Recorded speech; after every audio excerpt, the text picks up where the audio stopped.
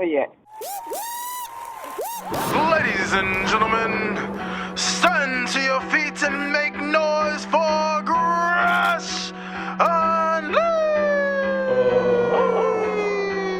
Let's go! When the club go around here, I'm the cactus. Bang, bang, gang, I don't owe you jack. When I'm in the ring, it's just me and my best friends. OC cutting no slack. Hollywood Miz, you can put me on the A-list. Gresh Unleashed, better put it on your playlist. Me and my fam be ballin' like the Bruce. Fight night, baby, hard hitting like Sheamus. Family first, yes, bloodline business. Winning all the gold, look at how they witness. I was taught to be the greatest. 1,000 days I'm running, check out the book of Guinness. Coolin' with the baddies in the baddie section. Guarantee you they ain't jaded. Heal you baby face, I ain't feeling your gimmick. The fans think it's overrated. Brock Lesnar on the beast. Eat, sleep, flex, and repeat. Whole new swag with a price on the tag. Coming live from the west to the east. Better recognize on the mouthpiece. See the power level gotta increase. Bringing content on a daily. Feeling like Gresh Unleashed.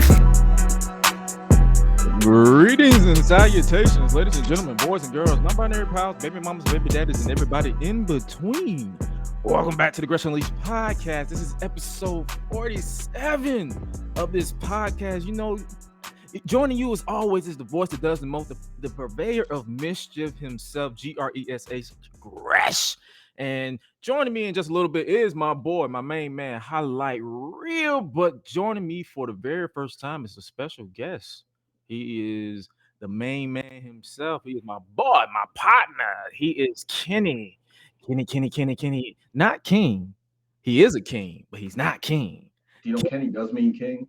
Yeah. Do you know that's the meaning of it? It's my main man. This is my man. He's becoming my main man on Twitter, on the Twitter machine. We don't call it X in these streets. The Twitter machine. What's up with you, my man? Kenny. What's up, man? Thank you for having me, man. I'm honored because I've been wanting to be on your show for a little bit here. But you know, I had to clear the rights. You know what I'm saying? I had to run it through the proper authorities. You know. Yeah, he had to approve it from Roman and the bloodline because you know I had to prove it from the family. You know, they had to people swear you're Jey Uso for some reason. Dude, what's funny is I took that picture, right? Like, just I'll blend it out. I took that picture right after getting a haircut. My boy cuts my hair like literally feet away from where I'm sitting right now. So he cuts our hair in my house.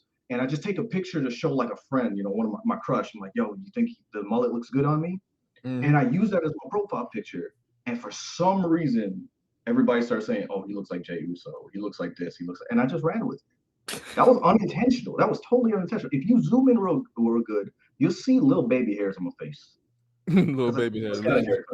At least you ain't pulling the Carmelo Hayes and doing the rent a baby hair like that, man. Like, bro, you out here sneaking my boy Trick. You out here them rent a baby hair. Come on now. Right. We're not doing. Let's talk about something. Let's talk about whoever the barber is for NXT. They use a lot of Beijing because Braun Breaker and Lexus King, and it's, how do I say this? It's the white boys that have the Beijing. So I'm a little confused. Why? There is some real neat hairlines and beards in NXT. I'm just saying. And then leaving the brothers out to dry. Like if you're not, it's not even like it's literally Braun Breaker and Lexus King that's using it. Everybody right. Like, what are we doing here? Like, what is happening? But man, yeah, it's good to have you on here, bro. Like we got for a lot of people, like we got a lot to talk about. Not too much to talk about. Like we ain't got too much to talk about. Like the strike being over, you know, that's the thing. Yeah. The SAG strike is over, so that means no more John Cena, no more The Rock. So we're gonna see Roman Reigns versus The Rock at WrestleMania 55. Right, and it gives me time to save up some money. So you know, I'm all for it. But you know, whoever took my boy John Cena away, I'm gonna need to have a conversation with them because and it's your little brother Solo. No. I'm saying whoever. Okay, now you talking kayfabe, right? We talking who took John Cena away in real life, man. They couldn't keep it like one past one episode of SmackDown. No more Batista. No more Batista. Oh, that brother was gone in 2019. Look, I'm surprised The Miz is still there, right? Because obviously he's a Hollywood actor, you know, A-lister. I'm just surprised that he's still on. He's on a list, but A-lister. Hey man, hey, keep your voice down. I literally live right next to a school. Hey, that's fact, for real. I joke with my boy when he comes over. Every time he comes over, I open the door. And he's like, what's wrong with you? And I was like, oh, I just want to make sure nobody sees you come in the house. I know you're not supposed to be so close. Dark jokes without saying it. You know what I mean? You don't say the rest of it. Don't say the rest of it.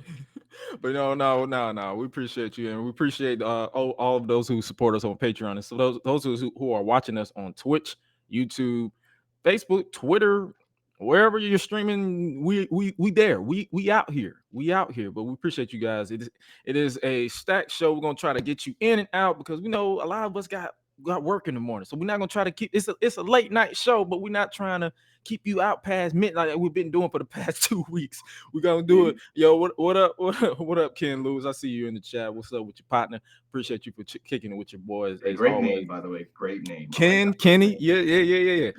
Hi-Lite is on the way. He is fashionably late, but he has some family business to take care of. But we are in the building for those of you. I'm traveling. Obviously, it's not my usual setup. I'm literally I was like, this ain't the same. Like, I'm literally in North Carolina. I'm literally in North Carolina right now. So it's like I'm not even at my usual setup. I don't brought out the Blue Yeti for the, like old time for the people who've been following me for like literally, I guess you could say for the past 5 years. I retired this like 2 years ago when I got a new set. So I had to bring this out. This is now my travel mic. So we got you covered. We got you. And speaking of we got you. And speaking of we got you, yo, speaking of that, talking ish, we got some more news for that. Hopefully you guys enjoyed the newest installment of the talking ish with your boy, my main man, Jay Bougie. That was a fun conversation that was literally a good time. Like I said, the feedback on that episode is humbling, and I truly appreciate you guys. But it's time to announce another one. As on Thursday morning, I have none other than Lo of Wrestling Wind Down. She is in the building for Talking Ish. That is also a conversation I am personally proud of, where we talk all things from being a Black content creator in this space, more specifically being a Black female content creator, as well as a woman wrestling fan in a space full of toxic people. It was an insightful conversation, personal stories, etc. Make sure you check it out this Thursday morning. And that is all the announcements for Talking Ish. And speaking of Talking Ish, bring it in my main man, Hi-Lite. Rhea, what's up with your partner? Say hello to the masses, even though it's like a couple of people here. What's up with your partner? Can y'all hear me? I can hear me. Yeah, I can barely hear you. Turn your mic up. We live, baby. Like on Chappelle's show. I can't hear it. Turn it up. Turn my microphone up. Turn my headphones up. Lordy. Okay. We live. We barely hear you. Yo, hold on. He sounded like Kanye on ET, the ET remix. You know what I'm saying? Bro, you might want to check. I might want to check your settings on your microphone. It was hot though. We hot though. Whoa. Come back. New world order. New world order. Check your mic. Check your mic. Your mic is literally glitching, brother. bro talking through the microwaves. You see this comment? It's like, you want to test it right now? We live, baby. Yeah, you might want to come back. Just come back. It's okay. Just mime it and we'll translate. Mime and we'll translate, bro.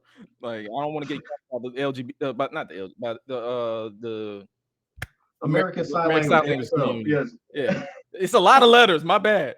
So you might want to come back. Come back. Because we can't hear you. Come back. Come back, bro. Come back. It's like, bro, you're struggling. Like, you're messing with the vibes. But yo, like I was saying though. Let me go ahead. Like, yeah, we live. It's cool. It's cool. But yo, make sure you guys check out that Talking Ish, as well as my first What If video in nearly 2 months drops this weekend, as well as I personally enjoyed making this one. I'm still in the process of making it, but I hope you guys enjoyed as well, because it's pretty much my last time on the WWE 2K23 game, because this shit is irking my nerves. But we ass, going say it. yeah, it's irking my nerves from a creative standpoint. Yo, Hi-Lite, you good now? Check, y'all. Check. There it is. We He's on Round coming of plug. smooth. He coming in applause. smooth like Wanye now. Yeah, round of applause for my boy. We Take on plug. 2. We're gonna keep it in. We ain't even finna We cut that out because it's Hey, good content. you feel me? We unplug one mic to plug another one. You feel me? Let's go. Keep What's it up with you, moving. We here, partner? baby. What's happening, fellas? What's happening? How y'all feeling tonight? Feeling Yeah, good now that you're here, bro. yes, Hey, it's a sir. Yeah, party. Let's it's a Is go. that pot? pod. You got pot on your Hey, shirt? Oh yeah, Yeah. Yeah. we got pot tonight, baby. We here. We ready.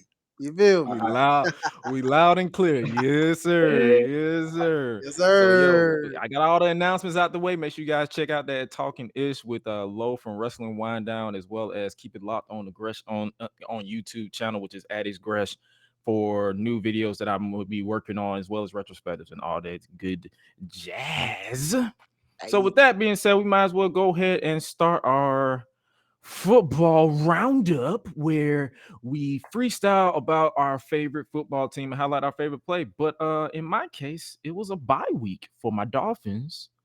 Mm, So I that's a ain't really dub. got shit to say. But other than them dogs, the Georgia Bulldogs going 10-0 this Saturday. Mm. So we in there, we undefeated. So the floor is gonna be to you two to talk y'all football-ish. And if you want a hot potato or whatever, I got you covered. But you got 2 minutes. Get the ball rolling now. I'm gonna keep it short and sweet. All I'm saying is my boy is a big fan of the Bucks, and every time I watch a Bucks game, they win. Y'all know their record; it ain't good. But we're swearing. Yeah, exactly. Now they won, and I watched the game. Coincidence? I don't think so. Let's get- Dwayne, your turn. Man, he just had to bring that up, didn't he? You know what? I think it's just safe to say, as a Tennessee Titans fan here, it's official, y'all. This season is a wash. It's done. It's over. We got a quarterback, sure. It's a nice future. But right now, the team's trash. Blow the whole thing up. Blow the coach up if need be. Yes, I'm overreacting because at this point, what else do we have left for this season? I don't know. We got Jacksonville up next. For all I know, who knows, people? All I can tell you is, I'm just here. I'm coasting. I'm in cruise control, baby. That's where we at. See y'all next year. And that's that. Yeah.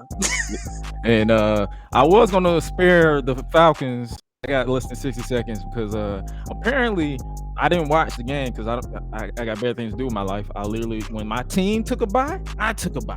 I literally did not watch no football Sunday. I was literally doing everything else but watching football. But apparently some people tried to lie to me and say, "Oh, the Falcons won." So what you got to say about that? You lost. You lost at the last second. That's what I got to say about that. So you want me to respect you as a football team, but you lost at the last second.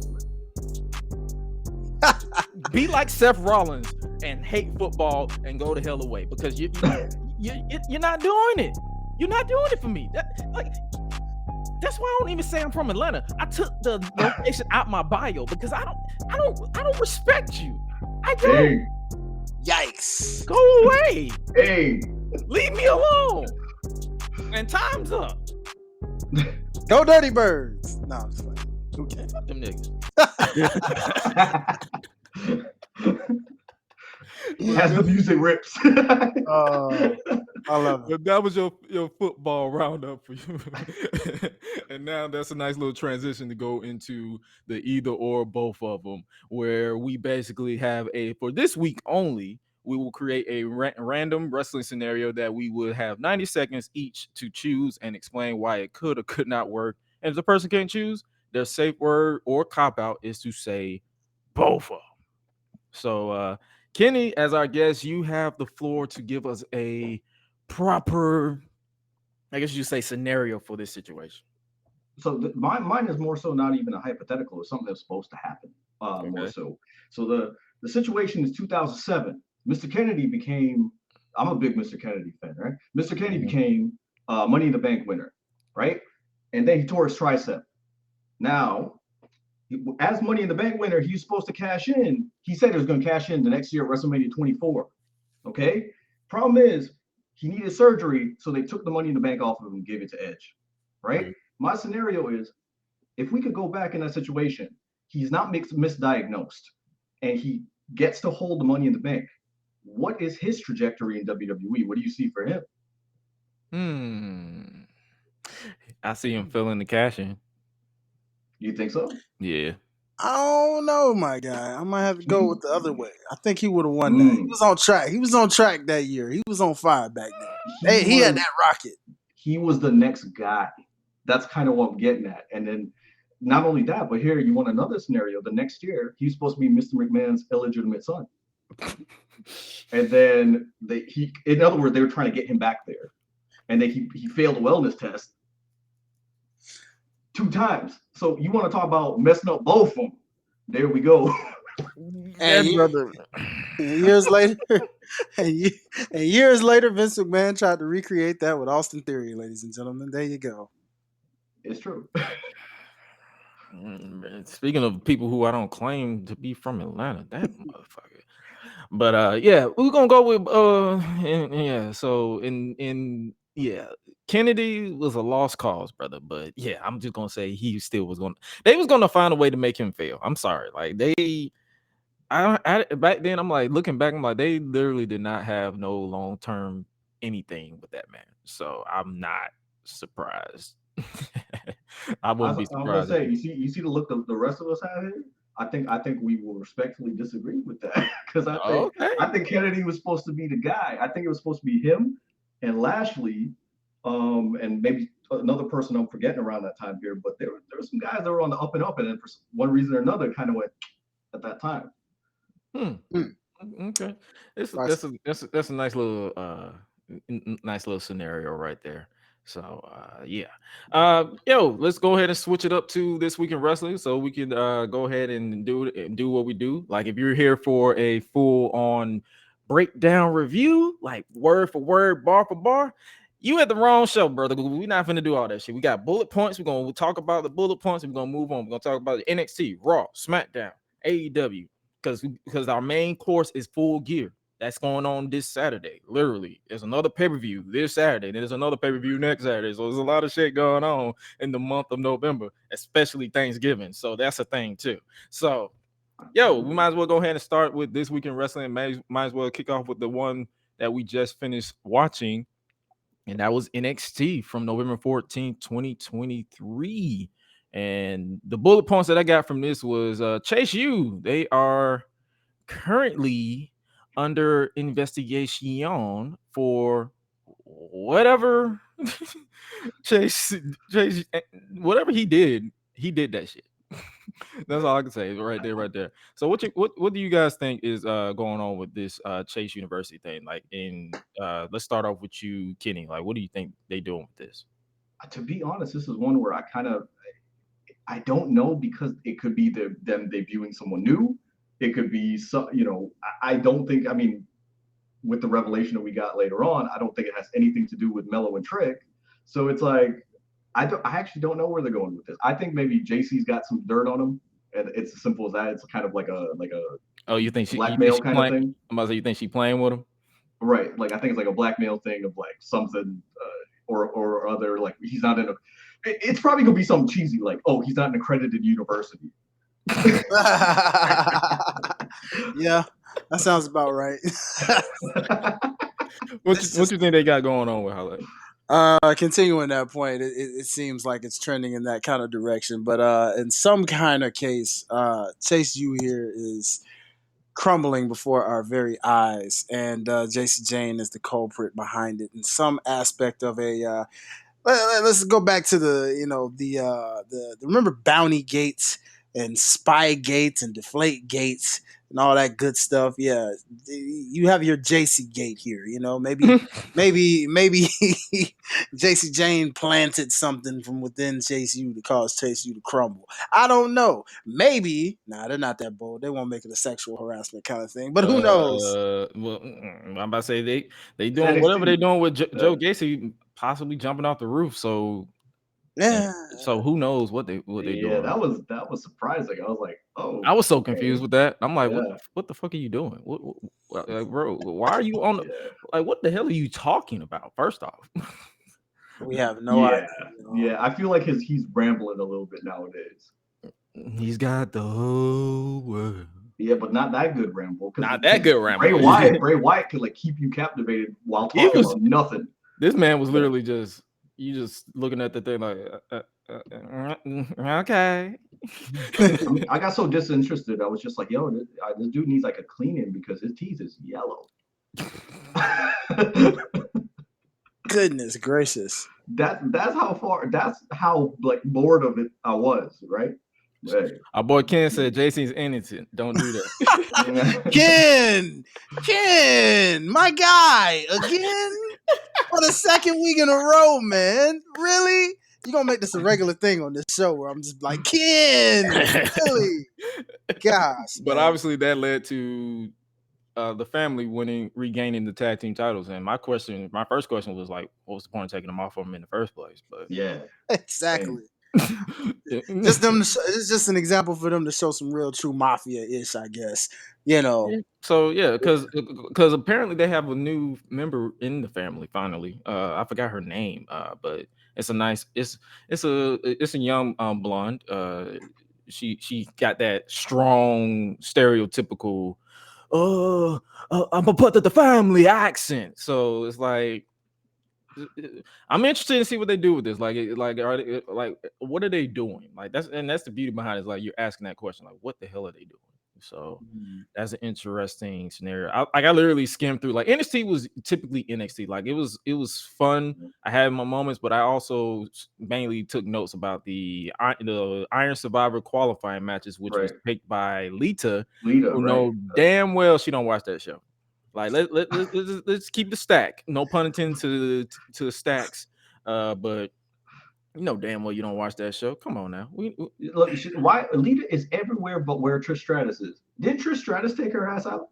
Yeah. Get your revenge. Get like do something. Why you in NXT? Triple H probably said, "Why you bringing up old shit? Why you bringing up old shit right now? Twist your fate, man. Twist the fate your son out of here, man. Like, man, we don't move on from that. Like, Becky don't avenged you in the steel cage. We moved past that. We'd already seen a feud between you and Trish. It's all right. If we want to see you and Trish again, hold on. Did we? We really did see Trish versus Lita.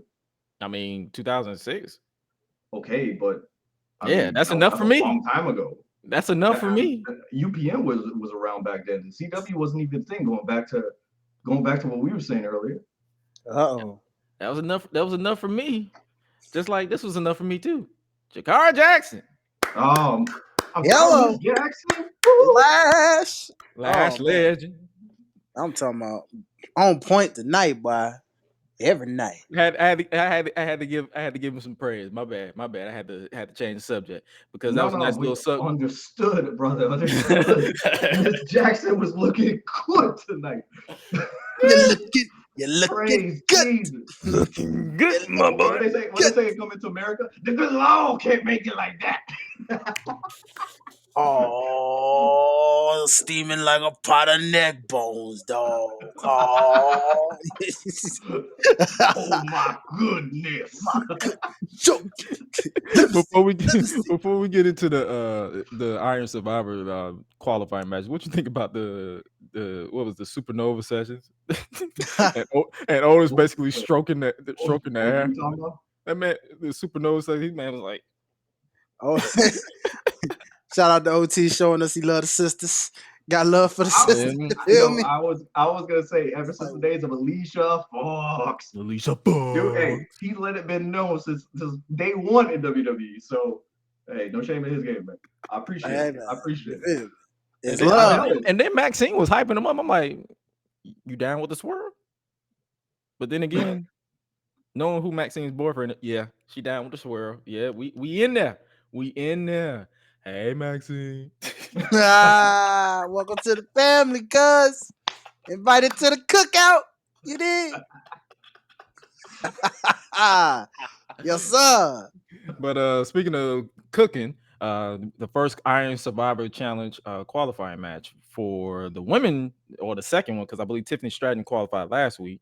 The winner of this one was Lash Legend, which is apropos because she defeated Roxanne Perez, last year's winner, so she's out. Shout out to Kiana James, the Black Queens got to stick together. So shout out to them. With the Mexican hat. Cut back to that picture. What's up with this man in sombrero right there? Where? Or you talking about? Right above Lash. What's wrong with that man? Look like Gary Coleman with a sombrero. Some of these fans. You know what? Right there, who that bootleg Stone Cold Steve Austin over there behind him, dog? No, look at Otis next to him, man. Hey, man, for real, bruh. Is that Michael Smith, bruh? Michael Smith got an app. What the? Hey, man. NXT, it's some characters down there. I'm not even gonna hold you. I was gonna say, imagine you go to watch a nice episode of NXT, and then you just got 3 dudes roasting you on a podcast like the next hour. This crowd is the definition of you get what you pay for, because they didn't pay. It's free. $3.99. Right? Remember, I live in Tampa. I'm an hour away from like going to NXT, and there's a reason why. There's not enough showers in the world that I can take for after NXT. Nah, I just say it like that. Yeah, because they be camping out the day before. Yeah, I seen the video. Good. Like, bro, I seen the video when Undertaker and all them was there. I already know it was smelling crazy in there. Yo, I'm talking about there was dudes without their shirt on. I'm like, yo, if it's that kind of party, like where you have to not have your shirt on, bring a second shirt, please. Please. And bring a portable washcloth, like a whole bathtub. Like bring a portable bathtub where you can just dip in and just get out. I was gonna say, how do I say this kosher? You think that them people in the middle of Florida know what a washcloth is? Yeah, you right. They whole bar of soap on their ass. I'm talking about no washcloth, and they using the same one on their face. Am I lying? Yikes! You go in and take a shower right afterwards. Your dad's pubic hair on your face. Dang, taking Dirty South to a whole new level, man.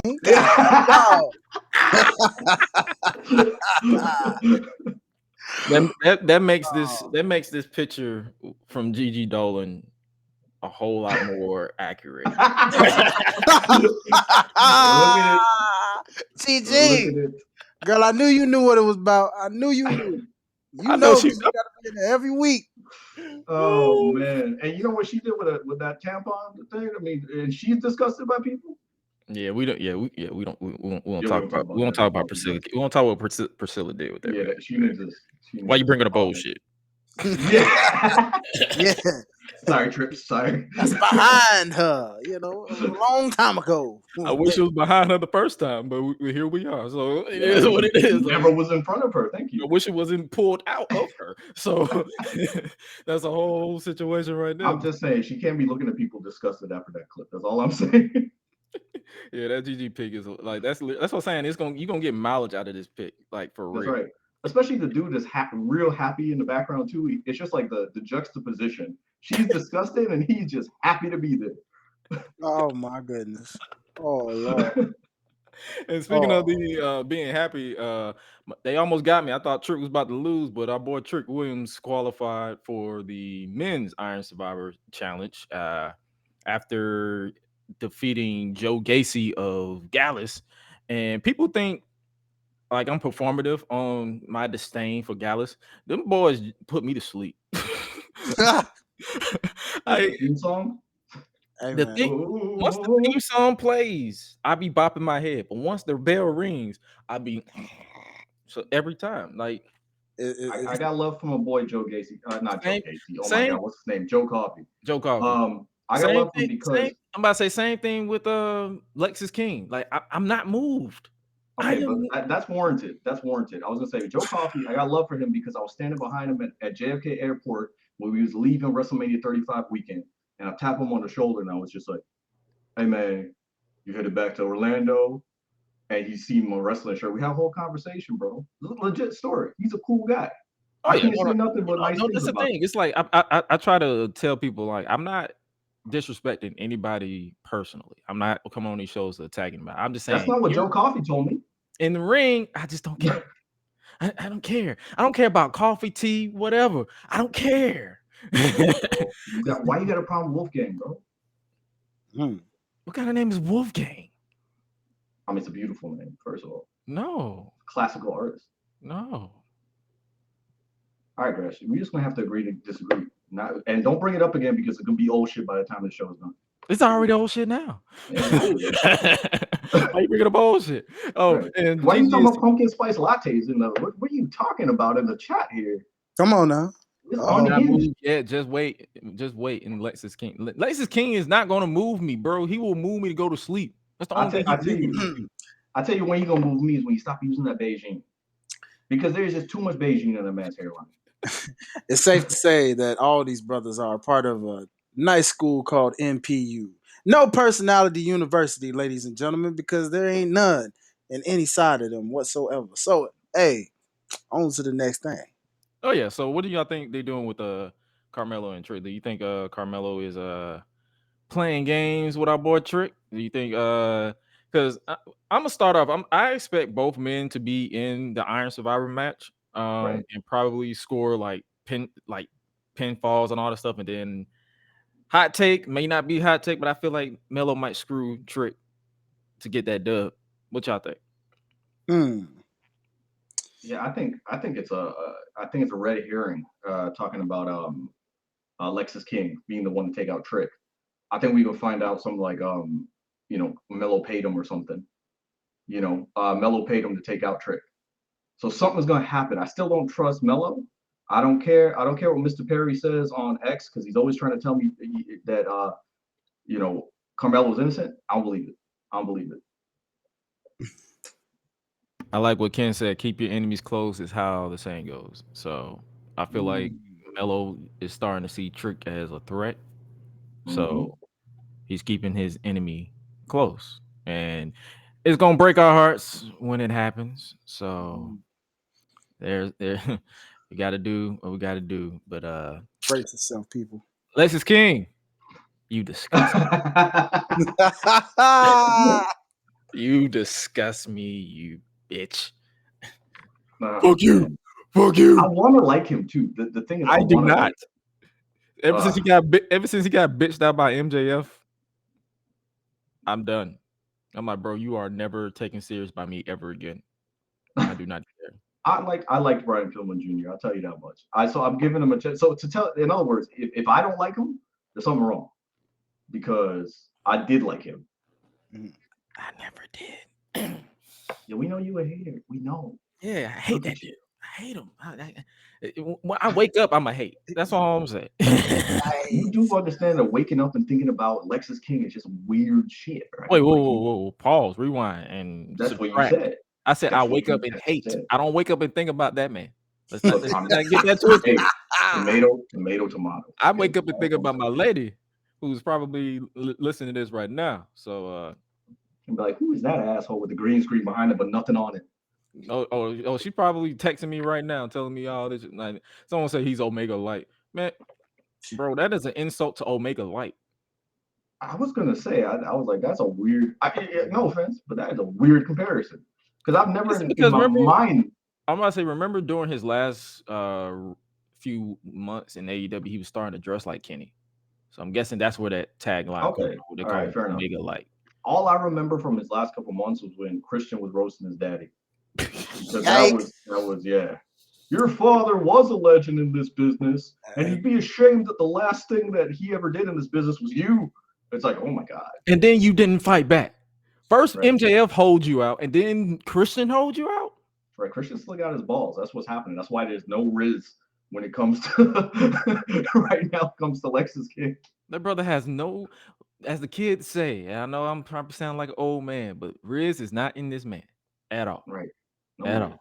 But what is a little Rizified, if you will, is Drew McIntyre. Hold up. Ken Lewis in the chat. I gotta say this before we move on. He called this man. He said, "Y'all gotta lay off Lil Sweet, aka Lexus King." He's talking about Lil Sweet. I'm gonna start with a commercial. It's the sweet one. Hey, dog. I can't unsee it now. Hey, you know what? Yeah. That's accurate. Right. That's a. Ken wins, ladies and gentlemen. Ken wins. Right. That's it. Good night, ladies and gentlemen. That's it. He ain't waking up from that one. If he was already punked out, that's official. Now he cannot come back from that one. Thanks a lot, Right. Ken. You gave him the kill shot. Pun intended. But Drew McIntyre, he officially aligns with Judgment Day. What you guys think about that? Because we're going ahead and switch over to Raw because we're going to talk a little bit about a little stuff over there. What you think about Drew finally aligning with the Judgment Day? It's a We'll shame. start off with you, King. So who starting off with me? Yeah, you. I said Kenny Oh, King. okay, my bad. I couldn't hear you. Look, first of all, all my senses was focused on Rhea Ripley, so I lost my train of thought. I respect it. That's exactly what I was going to say. Is look at Rhea Ripley. You understand why Drew McIntyre did what he did. I understand your plight. Yeah, right. I expect him to have a tattoo on his neck within the next week or so. I would say so. But in all seriousness, what I do like is that it makes sense for his arc, because I think the best heel turns are when like there's a justified reason for it, which is exactly this. The bloodline took his ass out. Listen to Samantha Irvin in the background, by the way. She's amazing. But the fact that he's basically like not a heel as much as like, yo, I'm supposed to forget that Jey Uso and the bloodline screwed me. So it's like he's a heel just because the fans like Jey Uso now. But in real life, he is kind of justified for what he's doing. I think that's the best heel turns, in my opinion. Well, my thing is, Drew, it was Solo that screwed you. It wasn't Jay. It was Solo. Jay was probably in the States at a Waffle House. I mean, but he aligns them all. He was at the States in the Waffle House. He aligns them all, because you got to remember, even in the build-up of that, though, Jay and Jimmy were both kind of just, antagonizing him throughout the entire feud. They just couldn't be there that night, but they played a part in their own way, just always interfering. True. So, like, they said something about them Aussie, shorties, man. Them Australian waters got some power. I don't blame Drew at all. That's what I'm saying. Like I without going into the full story, my boy, who is now married with a kid, by the way, messages me. He doesn't watch wrestling, and he's just like, "Yo, I got a question." So Rhea Ripley, and I started going like, "Oh, you like really find her attractive, but you don't know why?" He's like, "Yeah, what's up with?" And we had a whole conversation that's just like, "Yo, it doesn't matter if you're gay, straight, black, white, Asian, whatever you are, Rhea Ripley." Rhea Ripley. Right. Yeah. Rhea Ripley. Respect. Fair point. What's there left to say? It's like, hey. But when all this happened, it's like the question is like, does he join the Judgment Day in War Games? Does he join the Judgment Day after War Games as some sort of Scottish Terminator for hire, or does he replace someone in the Judgment Day? But didn't JD officially become a member of Judgment Day as well? Yep, he did with that big ass head. So yeah, I'm surprised you fit it. Did you have to like resize this picture? Yeah, I actually did. I genuinely had to do it. I'm like, bro, yo, understood, because I was like, his head looks pretty small there. Pause. Oh no. But I was gonna say, I'm thinking he's in War Games, right? I'm thinking Drew McIntyre is gonna be like the fifth guy, as in like he's gonna be the last guy. I don't think we get and hopefully I'm not jumping ahead, but I don't think we get an announcement of who the fifth man is gonna be for the face team. And I think Randy Orton comes out at at Survivor Series. So you think that rumor is accurate, where they? I think so, but it really depends, right? Because like I'll say it like this: my opinion is, I don't even want to get into this topic, but like if Punk is coming back, I think we get Orton back on Raw next week. Okay. If Punk is not back, which I don't think he is at this point, I think Orton is the surprise at Survivor Series. Right. We'll see. So, we'll see. So Yeah, it was like I kind of like I think I saw a clip. It might have been Angle, where he basically was like Drew McIntyre gotta like defeat Seth Rollins for the World Heavyweight title, but with Judgment Day. So he was saying like he thinks that they need to probably like kick out Damian Okay, because you know how they made a whole big deal about him saying, "Hey, I'm the leader of I'm the the Judgment leader, Day." right? So and you know they don't like that leader tagline. That's the reason why they kicked out Edge. So it's like he fails to cash in the Money in the Bank, and then he replaced Drew. They basically replace him with Drew. I was gonna say Drew would be a pretty good replacement for bisexual Undertaker. And I think Ah, I see somebody call him that, and I was just like, I can't not see it every single time. So, um, yes. Anyway, so so I think you're right. I think you're right that Damian Priest does get kicked out. But I don't necessarily know if he fails because what I could see happening, for example, is Damian Priest cashes in and beats Seth Rollins, and then that's when Drew kind of they turn him face as champion, and then Drew says like, "I'm coming after your ass because you knew I was coming after the title. You're the champion now." Oh, like a jealousy type gimmick. Right. And so now it's like it's a feud that makes sense because they were gonna feud with Damian Priest anyway, True. and now it's for the world title. That'll be a nice look, and Seth can go finally get surgery on his back. For the love of God, man. He is selling that back like crazy. Like I worry about him every time he come out. And speaking of, we might as well continue with the topic on Judgment Day. Does WWE have a Rhea Ripley problem? And what I mean by that is you have her out here getting cheered over your supposed babyface. And in my opinion, that's a problem. What do you guys think about like my question? Is that a problem? Like, because you're not getting nobody to cheer for her unless you're Becky Lynch. I'm sorry. Like if your name ain't Becky Lynch, you're not getting cheered. You're not getting her cheer because she out here cutting passionate babyface like promos. I'm real bloody Ripley, and mommy always comes out on top. And I'm like, bro, how do I boo that? And then you have Zoe cutting babyface promo 1-on-1, and I'm like, okay, you'll have a good match. Ken, your eyes are wandering. Like, what's your thoughts? Well, I'm thinking.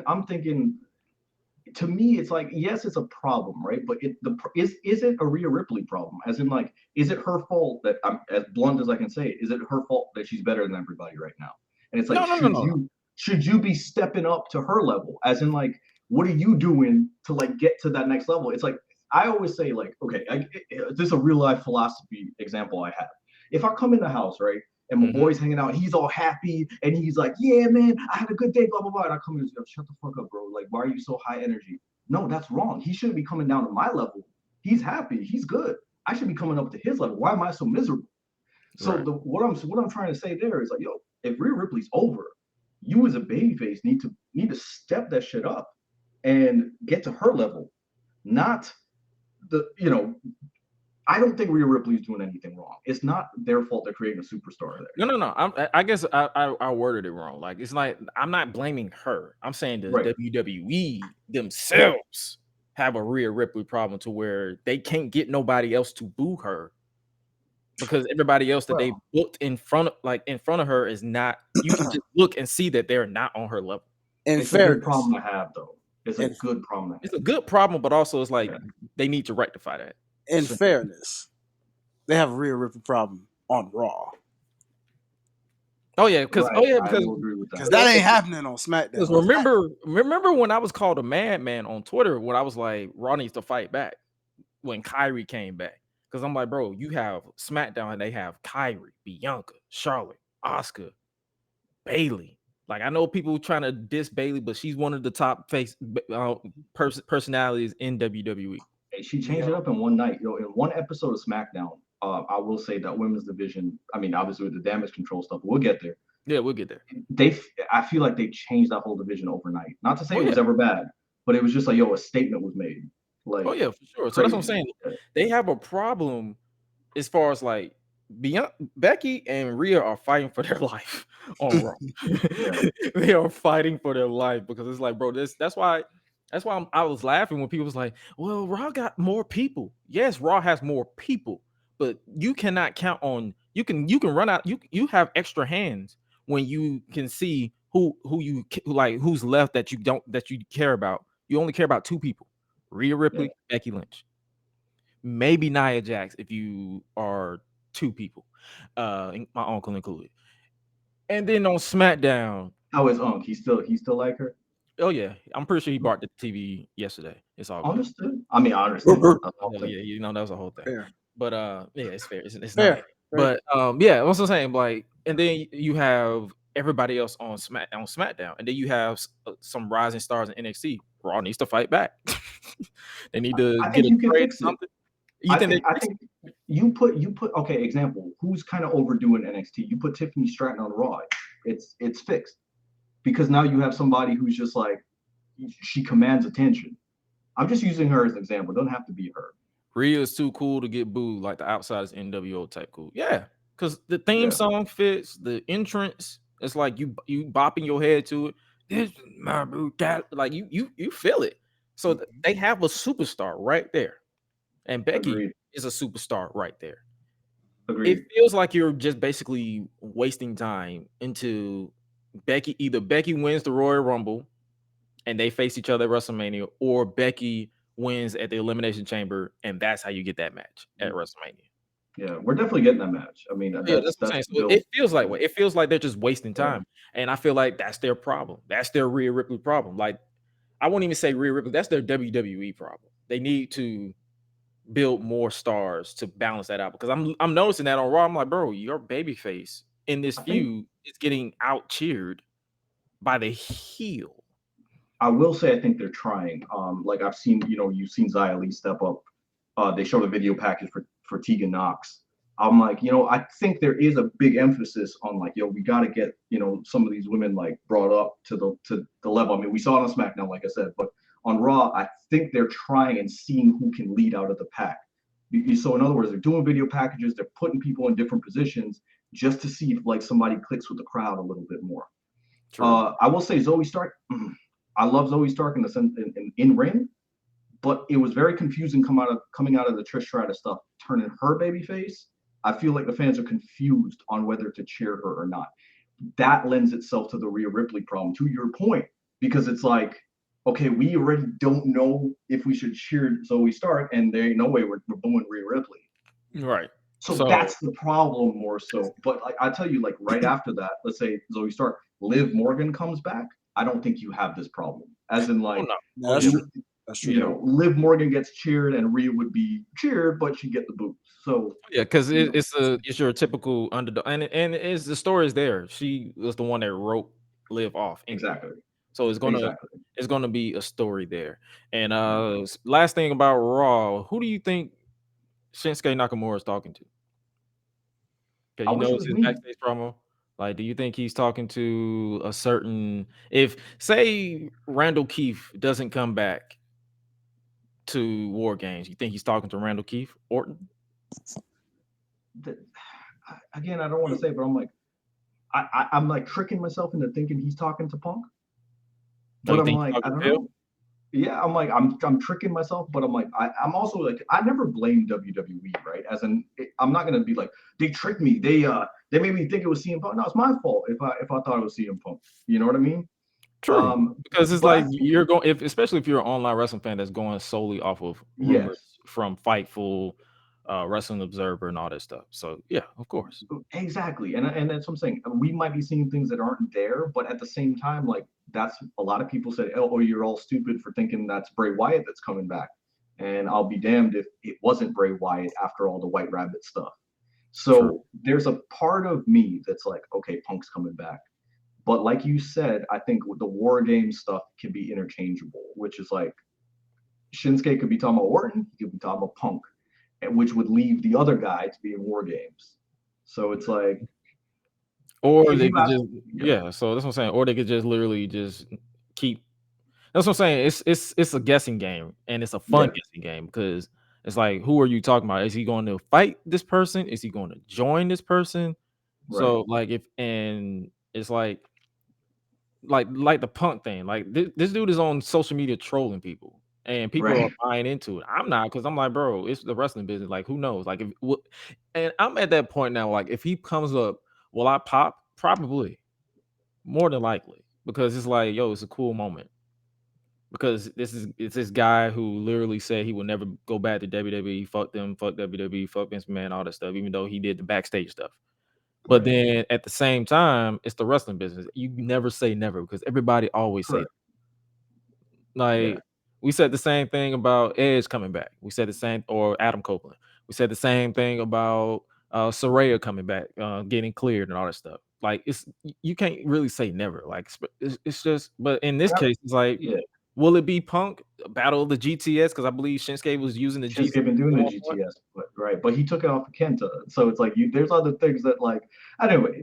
I think what I appreciate about you, Gresh, is like, you got to be that type of wrestling fan that doesn't just piss away anything. It's good that we have hope that maybe Punk's come in and stuff. You can sit there and go, yeah, but all that shit he did in AEW and the backstage politics. But no, at the end of the day, we just got to be fans. And if he comes out, we pop. If he doesn't come out, don't go online and start saying like, WWE tried to make me believe that he's coming back and they fooled me and screwed Triple H. And it's like, no, like, that's too far, because you're also not like, in the creative meetings. Exactly. Like, you don't know what they're doing. And it's like, bro, it's a lot of wrestling fans who forget to be a fan at the end of the day. Because it's like, bro, we're fans.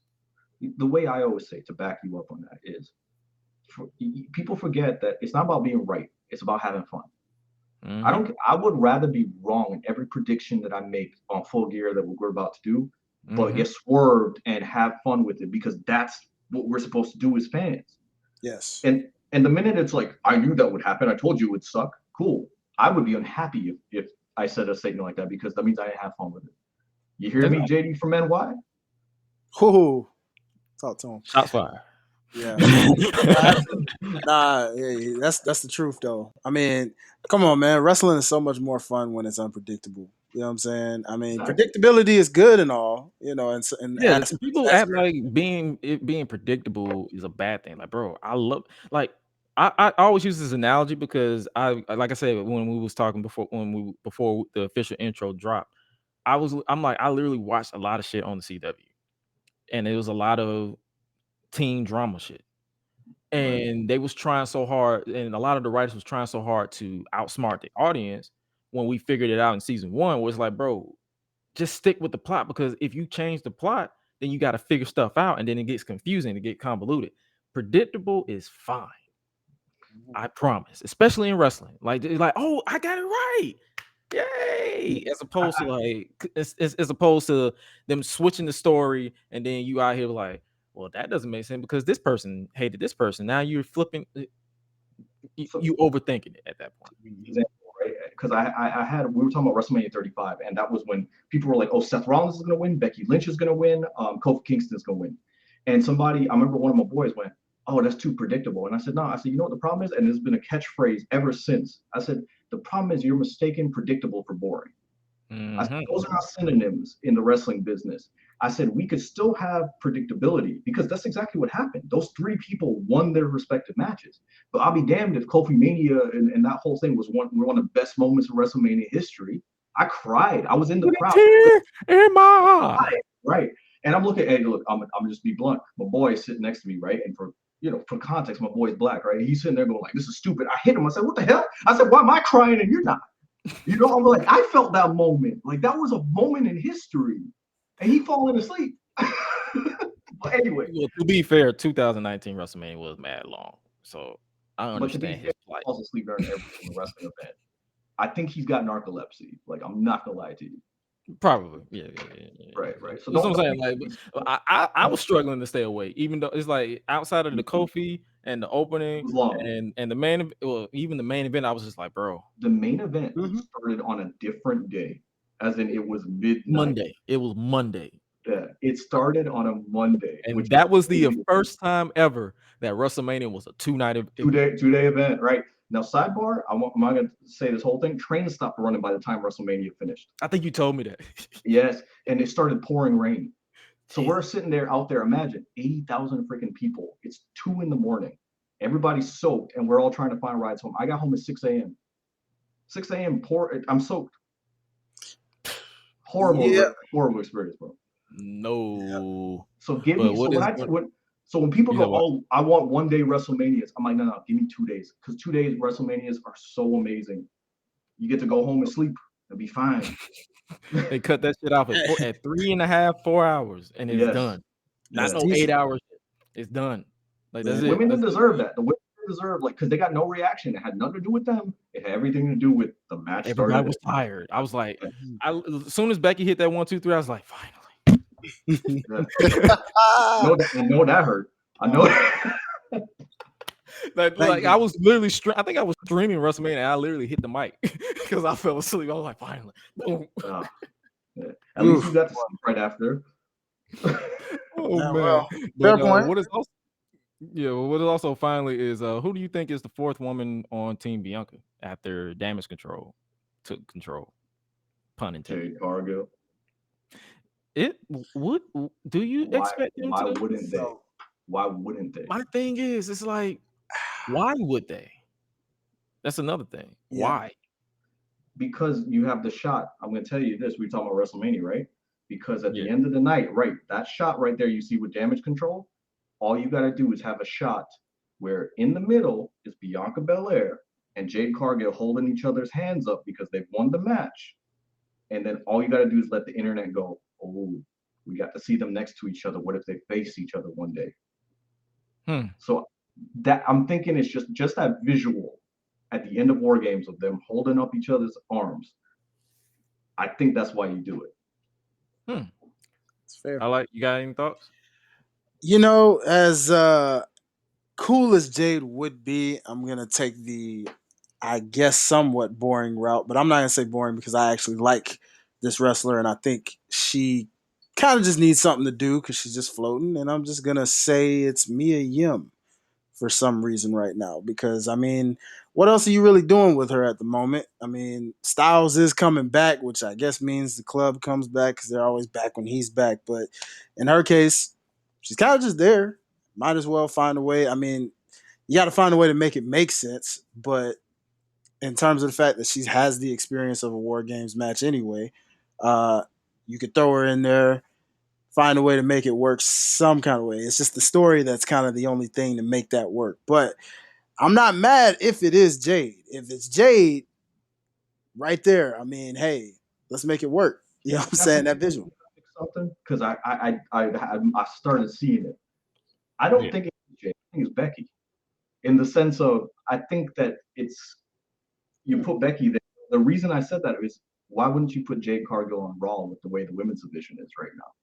That's my only thing. I'm Right. like, Going back to what you were talking about, I'm like, hold on, I can see Jade Cargill on Raw because you don't have to rush the so do Jade you think Cargill. they make this I'm about to say, do you think they make this like because there's this thing, the brand split that people want us to care about. Becky's technically on Raw. So do you think they make it like a Nick Aldis making a deal with Adam Pearce saying, hey, I'll let you borrow Becky's services in exchange for first dibs on drafting Jade Cargill or something? Right, something like that. And that's where you can explain, like, okay, look, we got the women, to War Games here, but then Jade was going to sign with SmackDown.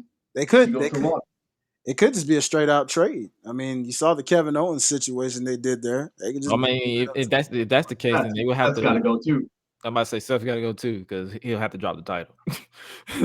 I mean, we already kind of mentioned that it's possible he's going to drop it. Yeah, so I mean, if he drops that title, then that solidifies for sure something. You would think. Okay, so true. So yeah, that's a nice little tidbit I had to ask. I was like, yeah, who do we think? Like, I wouldn't be against either one, but I'm just like, I'm thinking, my brain is automatic thinking because somebody got to give a shit about the brand split. So I might as well just try to give a little bit a little ounce. I only have so many fucks to give, but it's like I only Okay, have I don't got faith in it. I really do think they're gonna do Becky Lynch, but it's not because I'm disrespecting the brass plate. It's just like I feel like that's where they're going anyway. and in kayfabe, Becky's Bianca's only friend, like literal friend. Right. After their whole feud at WrestleMania, I believe after last year's War Games. So it's like in story, Becky is the only one that has Bianca's back. So Right, exactly. but speaking of not having nobody back, Santos Escobar, he turned his back on Rey Mysterio and the LWO. I saw this pic on Twitter, and he was having flashbacks to Batista. He was supposed to be my friend. He was supposed to be my mentor. It's supposed to be me and you. So apparently, it wasn't just because of that. Apparently, Ray had to have surgery. Right. So this is like his 12th surgery on his knee. I had 12 surgeries on my left knee.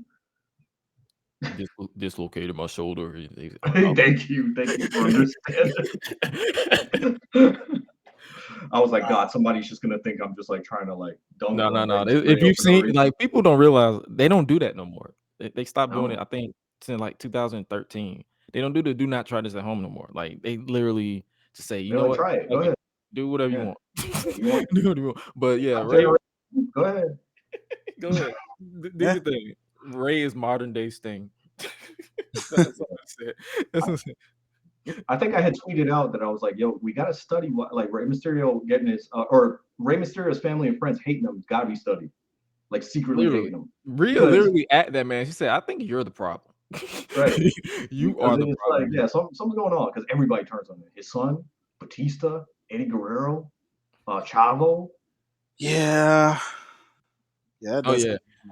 That's what he meant by modern day Sting. Our generation Sting with all the betrayals. Because you know one thing about Steve Borden, he was always naive and always. It's funny to say our generation Sting because like one Sting is still around. Two, Rey Mysterio and Sting been doing it around the same time. We came out the trenches together, baby. We gonna ride out in the sunset together. Let's go. Santos destroyed this man's right knee instead of the 5-time surgically repaired left knee. That's up, right? Yeah, he went after the good knee. He went after man. I guess he didn't want his warranty on the Detroit Become Human knee to lapse. So he had a kind heart. He did him a favor. He wanted because apparently it was reported that he was kind favor. He took out the man's knee. He was. I guess it was reported that let me come take out. I'm gonna come to North Kakalaki right now. Take out your knee, and I'm doing you a favor. Yeah, because I mean, they say he's been injured for a while, so I'm guessing he was like, "Yo, let's go ahead and get you this surgery right quick." Like, yeah, let's go ahead and do you a favor right quick. But what do you think they're going with Santos now? That you think he's going to try to take over the LWO and try to convert them to the dark side, or you think he's just going to start a whole new faction, or you just think he's going to do his own thing? I think he takes Legado with him. I think they follow him.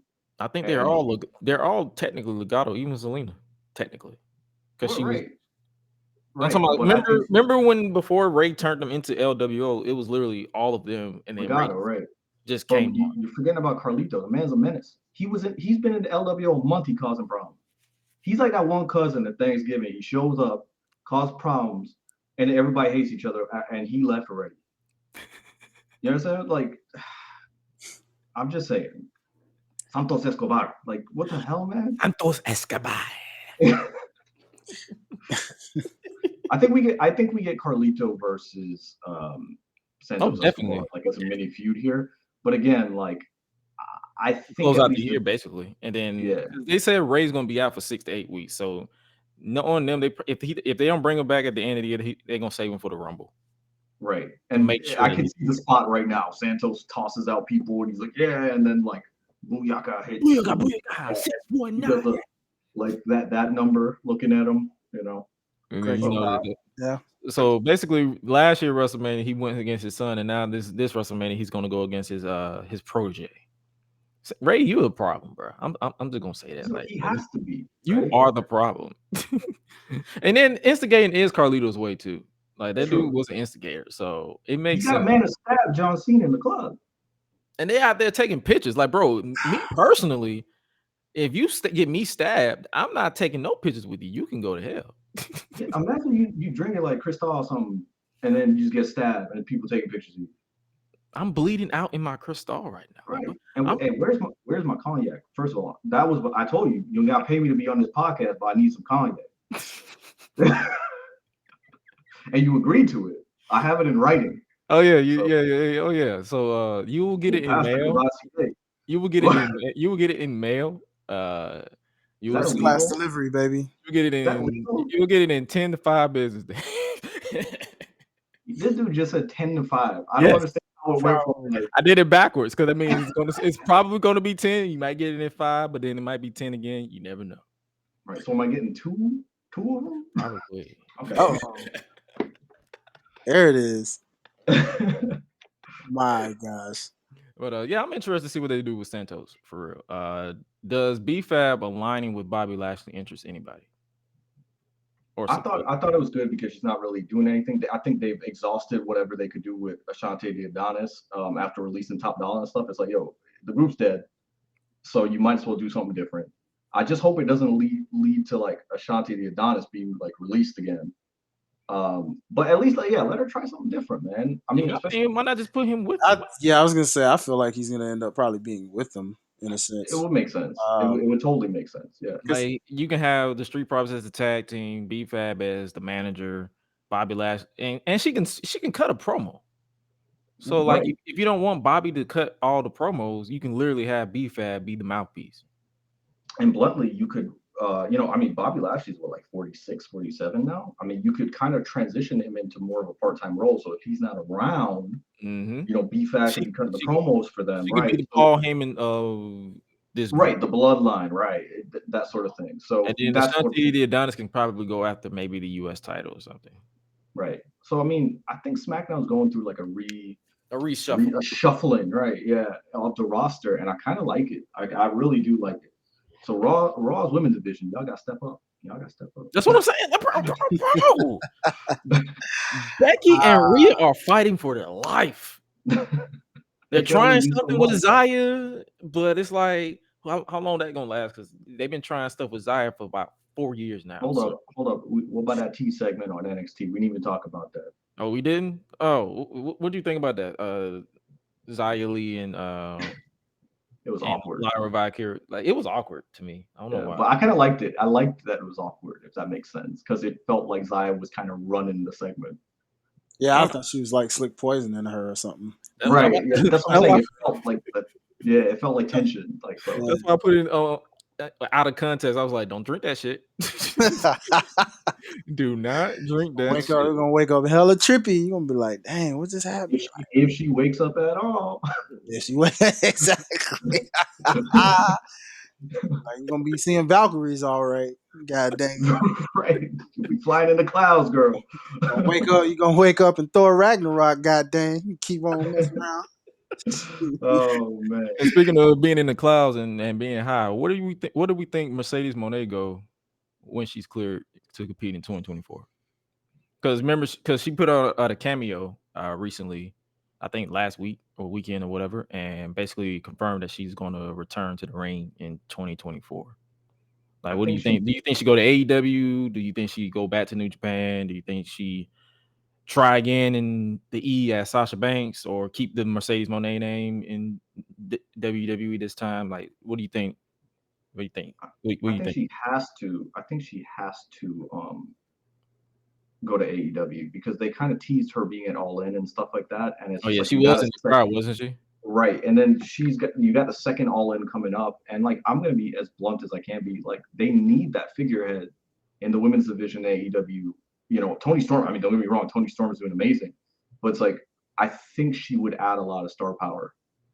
So if I were her, I would bet on myself and go to AEW and try to bring it up. And hopefully bring the company up. And hopefully he doesn't fuck it up. Right. And then look, hey, I've been very scorned on AEW recently. It's kind of like I got my two kids, WWE and AEW, and it's like I see him on one successful in college, and I see him on one just sitting in the basement, just drinking all day, and I'm like, yo, you're supposed to be smarter than the other one. All right, Hi-Lite, what you think about? What you think she's gonna do? I mean, again, on the Clas production, or you think she's gonna try something else? it makes sense. I mean, again, going back to the TNA. I mean, hold on, sorry. See, that's what I got on the brain was TNA because in my mind, since they're going through this TNA rebranding situation, Oh, your you homegirls think Because already of over there. Trinity, yeah. you think they're gonna try TNA gonna try to lock her I would down? I wouldn't mind it because I wouldn't mind seeing it. Like think about it with the whole situation that caused them to leave in the first place. How ironic would it be for her to show up in TNA, wrestle her best friend for that very championship, and as a slap to the face of like, yeah, this is how you would do that. You don't just randomly do it when we're tag team champions in a sense. I don't know, but it's like, you know, TNA has, one of the best women's divisions, right there on par with like how NXT's women's division's coming up, and I guess we can say SmackDown's women's division the way it's lined up now at this Yep. point. Hopefully, Raw catches up to that. But I mean, kind of agreeing though. I mean, it just makes sense for her to be in AEW because then it just looks like, well, what was the point of spotlighting her like she was basically going to be there? But on a selfish reason, I wouldn't mind her being in TNA because it just spotlights TNA that much Or more. at least, even if she do go to AEW, she can at least do that one-off appearance. Because I don't think Tony has beef with TNA, so I wouldn't be surprised if he allow, like, if he say he does snag Mercedes Mhm. and he lets her go do a program with Trinity. That'll be fun. Like So and I think that's the plus side because WWE is more exclusive, whereas AEW they let you wonder if like there's a fair trade. Because if I'm Tony, I'm gonna stop dragging my feet with the women's division. And if Mercedes want to go to work with Trinity, you can get a trade of Deanna Purrazzo, Jordan Grace, Tasha Steele. Like it's so many people there that is good. Giselle Shaw. Like it's so many people there that are good that can carry a program if you actually give a fuck about your women's division. can I give a So hot take though? Can I give a hot take? yeah, go ahead. Come I on. think AEW's biggest problem, I've said this before, is when with the influx of ROH and stuff. I actually think it is a problem that they're so accessible because they've become just another, I don't want to say indie, but just like another three letters where, you have the chance for them to go to like New Japan, you have TNA, you have AEW. But if she was just strictly in AEW and only was in AEW for at least a year and maybe, hey, stop by as in New Japan, I think that would bring the value of AEW up. But it's like you have a situation where it's almost like I don't want to compare it to the brand split, but you know how people complain about the brand split? It's almost like if you can see this person in AEW, then they could go to TNA and New Japan. It's just like, okay, I'll go to whatever show is like around. I don't care about AEW. You get what I'm saying? It's Yeah. like if it's supposed to be the number two, I shouldn't even say number two, but if it's supposed to be one of the big two, then I feel like there needs to be some exclusivity with someone like a Mercedes Moné because the name value's up there. That's true. No, What butts are you putting in the seats? What I mean, we just talked about CM Punk, a little bit, and just the fact of you see what that experiment did do. Egos aside, as far as just the eyes factor, the ratings factor. So say what you will, man. Her fans are loyal, man. They will follow her They wherever. are, they are, and that's what I'm getting at. Is like she can bring in some eyes, and I'm a hot take, but I view wrestling as a business. It's called a wrestling business. Okay, you can have the best roster in the world, right? So you could bring in Mercedes Moné. They just brought in Adam Copeland, but it's like you can have the best roster in the world, but if you're not doing anything with it, it doesn't mean anything. So what I'm trying to get at is like I think you've done as much as you can do for the indie crowd. Okay, the diehards. I would consider the three of us in here diehards. Okay, Yeah. we're already watching. Okay, Yeah. it's the people who are not watching that you got to bring them in. That's the only way that you can get ratings because ratings stay consistent because only the same three people that are on this podcast are watching. You see what I'm saying? But you got to bring in number four who like kind of likes wrestling but only knows WWE, but maybe doesn't know this other. You gotta appeal to them to create new fans, and I And if think it's that's just what AEW stopped doing. and if it's just matches after matches after matches with a select few interesting stories, ain't nobody gonna care. Yeah, But and you have ROH's library. Do some video packages, dude. It's like this is true. That's true. And I will say this to add to what you're saying about more of a campaign of if she goes there, AEW, you cannot drop this ball with Mercedes the way you did with Jade. The No, way she crosses over in a mainstream appeal, she's in the being Mandalorian, brother. like seriously, you There you go. cannot mess that up, bro. You can't. Like, you got to go all in with her if that's the case. I Pun mean, intended. Haha. I see what you did there. see, you see, I'm just saying, man. Like, hey, don't mess this up, Tony Khan. Like, You do not have many more chances because there are not a lot of people that you can bring in to bring eyes to AEW. You know what I mean? So to me, it's like, who you gonna bring in? Goldberg? Goldberg's 50 something years old. You get what I'm saying? his Like title. someone to bring us. But Adam Copeland coming, he's 50 years old right now. Mercedes Monet's young. She's still in her prime, and she's got a good following. How many more of those you got? If you show that you can treat her right, now you got a chance at some other people when their contracts come up. And that's a big thing to me because, I know the 2024 thing and MJF and all that, but it's This shit like, ain't but if it did, right? To yeah. me, that'd be like such a death blow to AEW. It'll be Oh, one of the death blows for sure, because Right.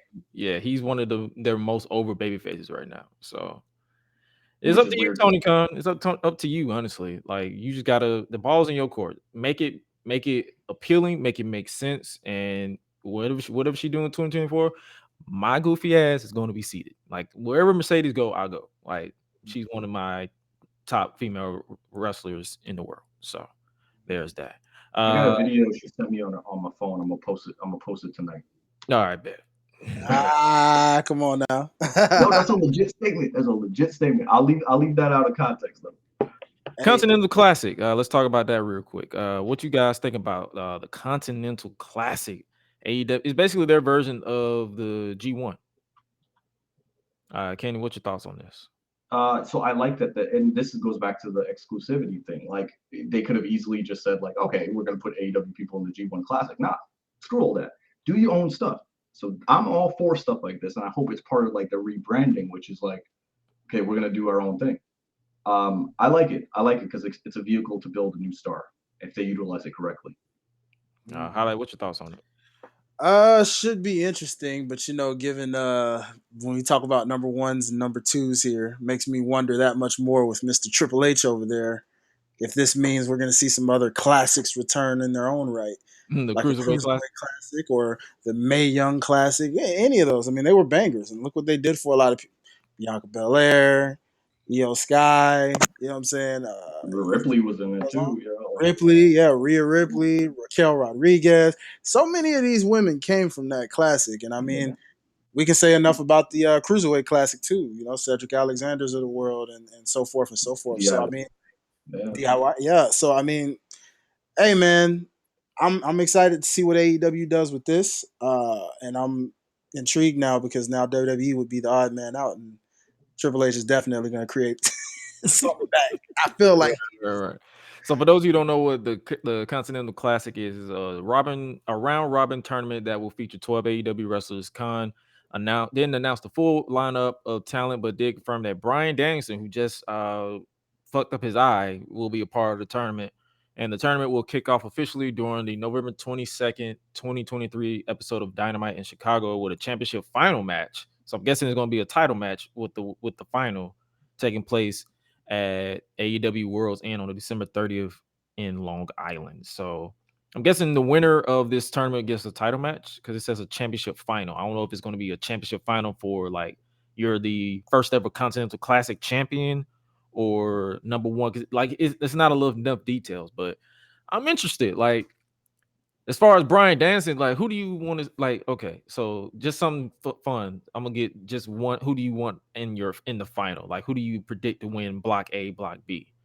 I personally see Bryan if they're in separate tournament in separate blocks. I see Bryan Danielson winning one block, and I see maybe Kenny Omega win a second block, and then that's your final. The rematch of the draw from was it 2 years ago? I think. Almost. Well, yeah, two Yeah, two 2 years years ago. ago. Yeah, so 2 years ago, like they never got a conclusive finish there. So that might be an interesting story. Or if they are in the same block, that should be your final for that For block. the block, right? So regardless, I want to see Bryan Danielson versus Kenny Omega one last time.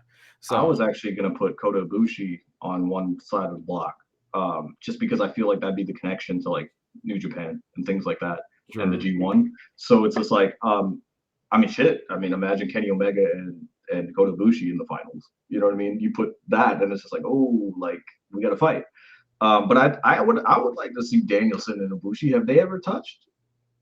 I don't think so. No. Right, and that was the first thought that came to mind, and I was like, oh, hope Gresh doesn't say. The chat can always let us know if they have, but I don't think so. Like, it's a lot of first time errors with Bryan Danielson because I feel like he was like when he and they probably have faced in ROH when Ibushi was probably a young lion, maybe. Right, but even then he wasn't like Kota Ibushi, you know what I mean?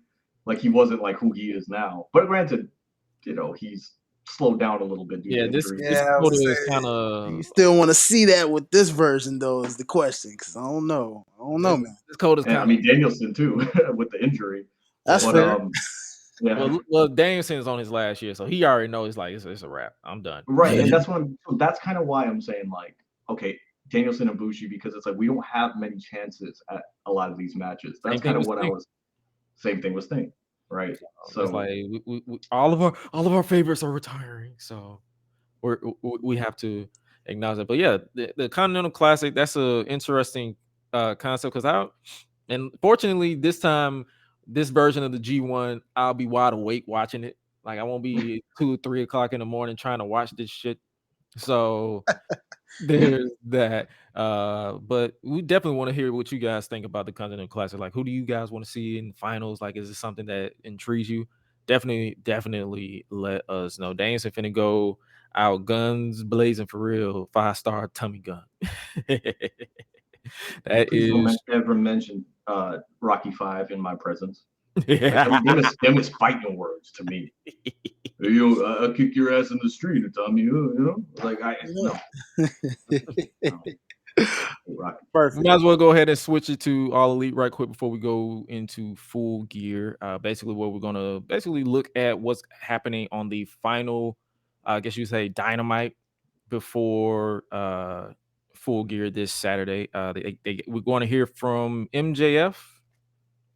After the brutal attack on the Acclaim, they'll hear from the World Heavyweight Champion as well as ROH Tag Team Champion.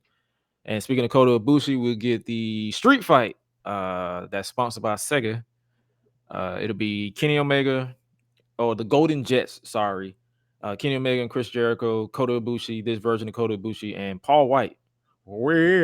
Versus Brian Cage, Kyle Fletcher, Powerhouse Hobbs, and Konosuke Takeshita. What y'all think about this match? Like, is this what the hell are they doing with this feud? It's confusing. I'll be honest with you. It's the Paul. I don't want to diss the man. Paul White's a legend, but like I was scared for him when he came on the stage and his hip was looking all, like he shouldn't be out there. But so it's hopefully it's just a fun, quick thing, especially with the Sega theme. I think it's just going to be a quick, kind of like one of those matches like you see at WrestleMania. What was that match with the Street Profits and the tag teams and stuff like that? Oh, you talking about like the cinematic match, like a cinematic type gimmick? No. Well, more so like the WrestleMania Showcase. Right, something like that. Something that's just like quick and themed, or like Bray Wyatt's last match was like the Mountain Dew Pitch Black match, and it was themed in such a using as hell. Right, and so I'm like, maybe they'll do something like that where it's like Sega based and effects and something. So that's why Paul White's involved, because it's going to be like maybe they go backstage and he does something in a pre-tape.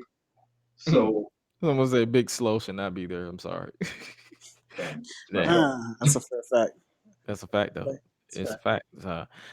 They just announced. Tony Khan just announced the Young Bucks versus Penta El Zero Miedo and Commander. I'm guessing because they're building to they're wrestling before they wrestle on Saturday. There's that. We have John Moxley and Wheeler Yuta versus international champion Orange Cassidy and Hook. That's going to happen, and the customary women's match that's going to probably be at 9:30. Sky Blue versus Red Velvet. Red versus blue. Right, lots of colors going on. That's exactly what I was going to say. Versus blue. Yeah, they out there Yeah. Took me a second. It's a Crip versus Blood already. Oh boy. But we mentioned MJF speaking. Who do you think the devil is? I think it has to be Jack Perry You think it's Jack Perry? because of because of the size. I mean, granted, they could have somebody else in the costume, but it's just like, especially like that right there. It's like real glass, you know? Crimea River. Right? Like, but it's Uh, one of those things where it's just like, how are they going to reintroduce him? And I think that's a good way to reintroduce him after his suspension, which is like, okay, Jack Perry was the devil, so it could make it seem like, in other words, he was on TV this entire time. True. That's what So I'm saying. Like it'll be interesting. Like, will it interest me per se? Not 100%, but at the same time, I'm not gonna lose sleep if it is him because it's like it could be worse.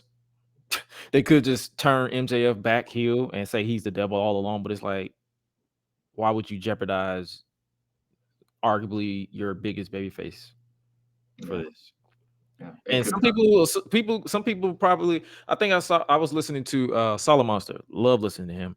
He was like, they could also do a um a swerve similar to the Rikishi Stone Cold thing, where Rikishi was the driver, but Triple H was the mastermind. Mastermind, right? They can have say Jungle Boy be the devil, but Adam Cole, once he's cleared, Right. can be the mastermind.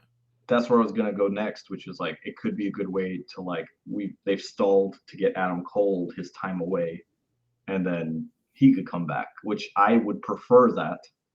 I think, but like what you just said is a very good scenario. If Adam Cole's not cleared, like, yeah, he's the mastermind, and then there's at least more layers to it. But like you said, also, like, I'm not going to be disappointed either way, because like I don't want to say I don't have faith in the storyline, but I'm not trying to think like, oh my god, this is going to be some WWE superstar jumping, and I'm not trying to trick myself into like, oh, it's CM Punk and he's actually coming back, and like nothing like that. I think it's I've going to seen be, that happen too, where people was like, "Oh, it might be CM Punk." I'm like, "Bro, yeah, really?" right. And I think that I'm like, those type of people are going to be disappointed because they've worked themselves to like a little bit too much of what it is. But hey, Yeah, I would gladly be wrong, like I said. true. And last thing before we move to full gear predictions, uh, thoughts on Mariah May being all elite? I Are any tweeted of you familiar with her work?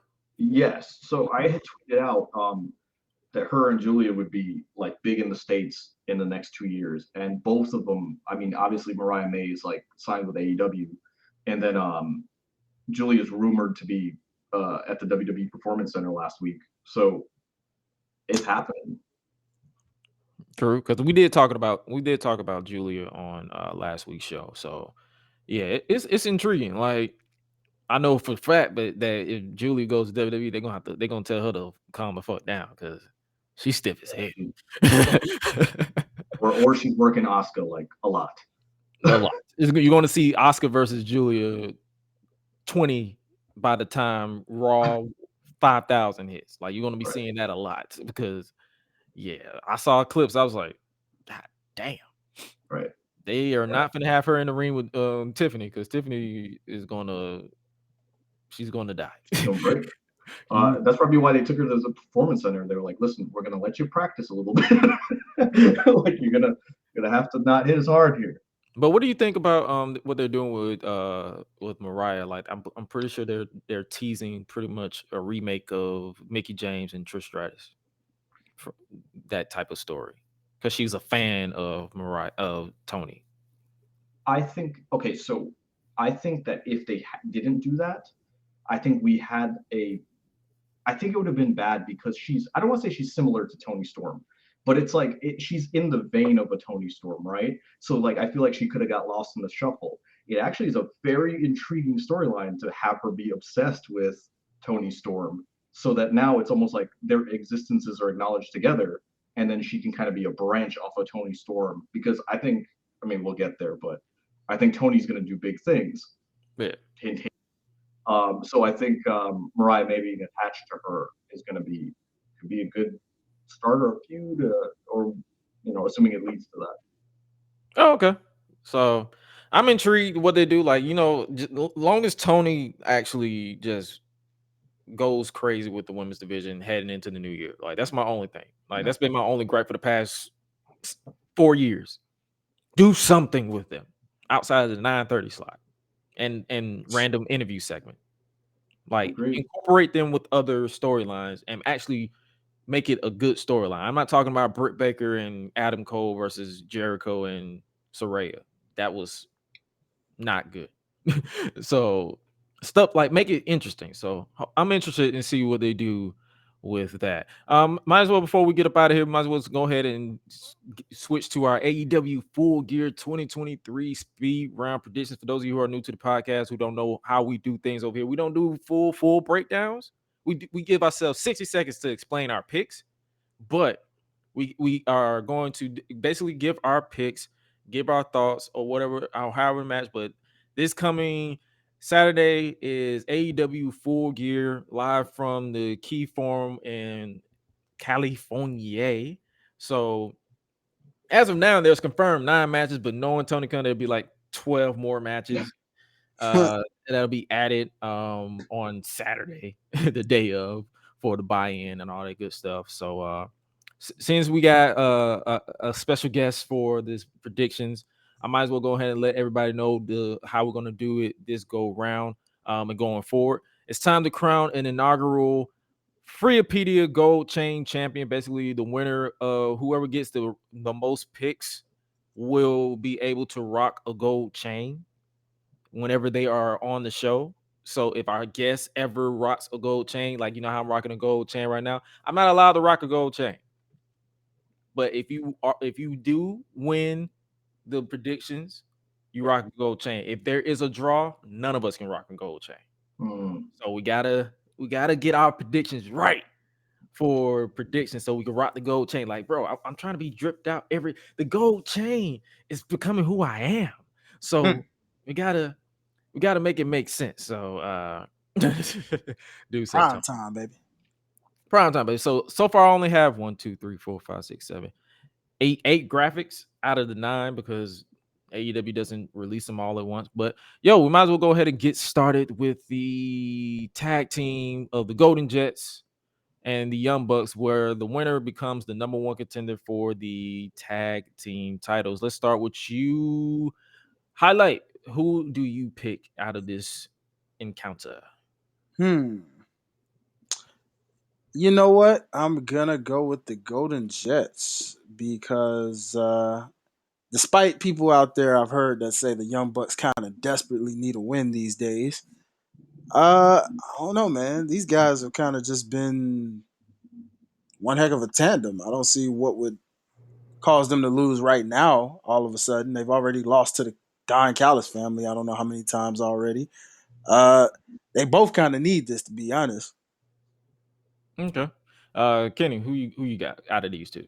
I am just gonna say I am kind of sick of the whole Kenny Omega and a partner versus the Young Bucks kind of storyline.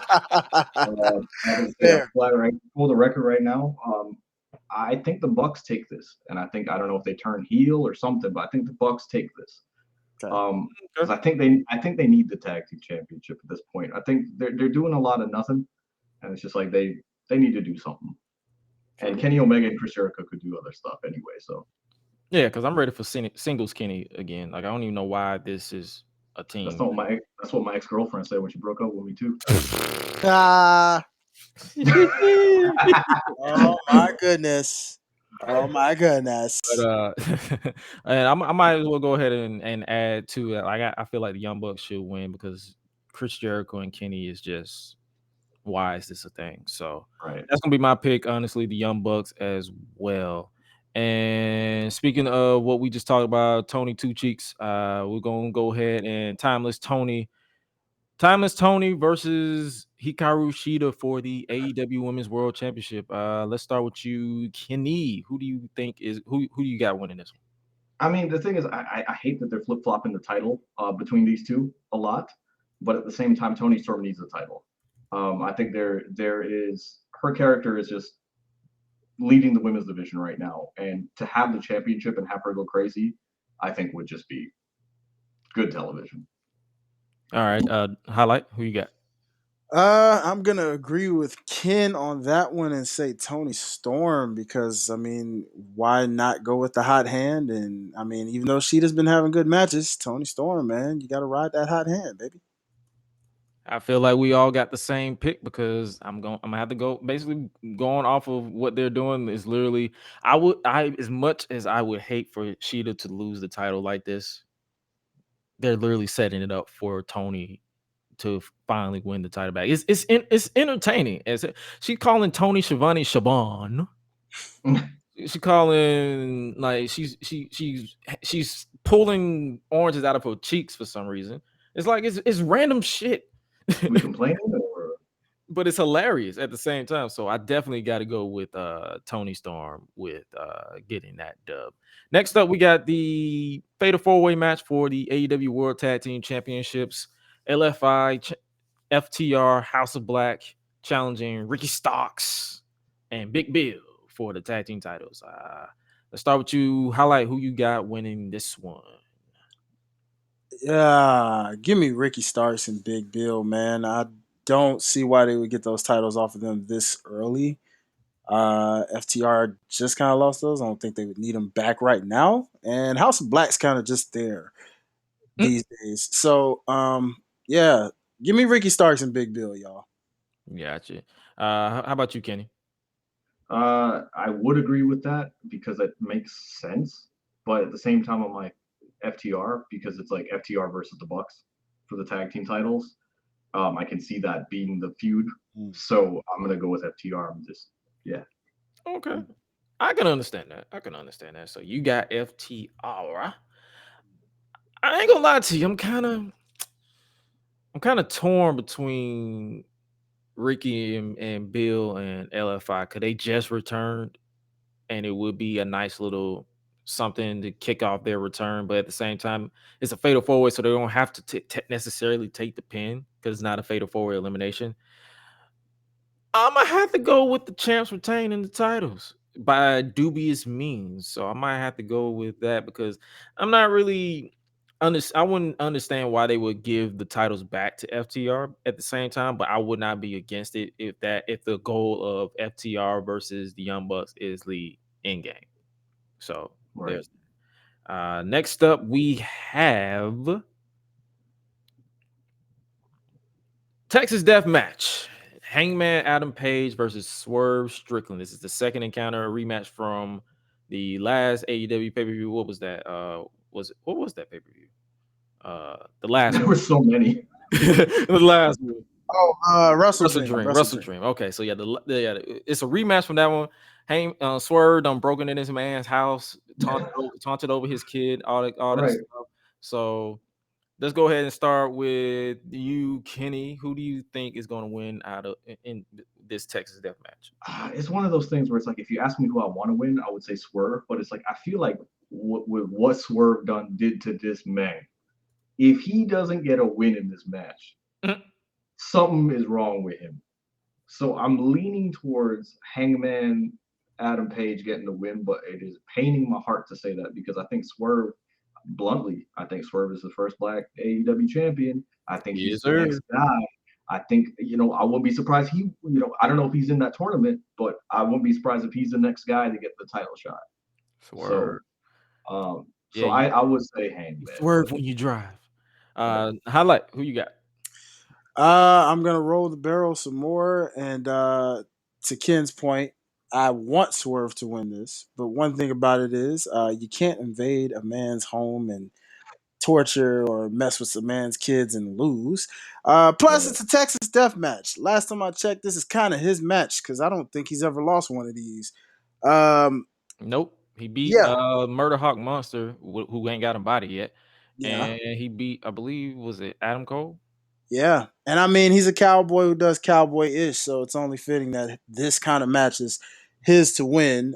So I'm definitely going with Adam Page, but there will likely probably be some kind of rubber match, and give me Swerve if that ever happens, assuming he as well doesn't win that final. So give me Adam.